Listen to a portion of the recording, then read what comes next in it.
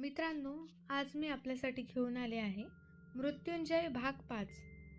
मागील भागात मी अर्जुनाशी अदृश्य युद्ध लढत होतो। आजचा भाग आहे माझ्या आयुष्यातील सगळ्यात वेदनादायी सत्याचा। मी कर्ण आहे आणि आज माझ्या समोर उभं राहिलं आहे माझं मूळ, ती म्हणजे माझी आई कुंती। ती माझ्या समोर आली, डोळ्यात अपराधबोध, आवाजात थरथर।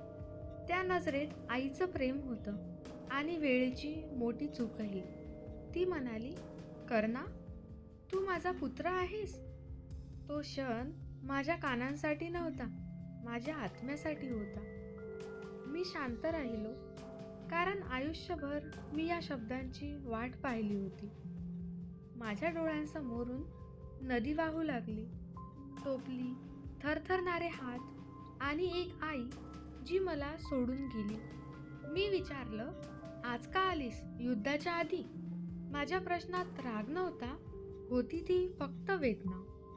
कुंती म्हणाली, मी घाबरले होते, समाज, अपमान, बदनामी। मी तिच्याकडे पाहिलं आणि मनात म्हटलं, समाज तेव्हाही होता, आजही आहे। फरक एवढाच, तेव्हा मी लहान होतो, आज मी योद्धा आहे। कुंती मला विनवत होती, पांडवांना वाचव, तू त्यांचा भाऊ आहेस।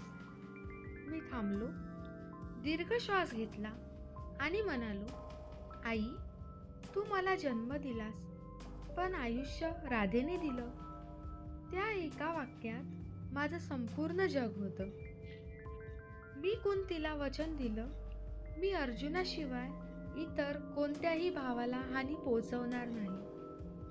पण बाजू बदलणार नव्हतो, कारण दुर्योधनाने मला मान दिला होता, तेव्हा तू नव्हतीस। आई मिळाली, पण वेळ निघून गेली होती। सत्य समोर आलं, पण युद्ध टळलं नाही।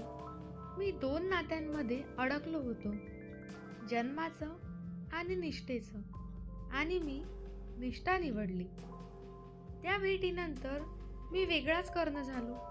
मला सत्य माहीत होतं, पण मार्ग बदलला नव्हता, कारण पुढे माझ्या आयुष्यात सगळ्यात मोठा त्याग माझी वाट पाहत होता।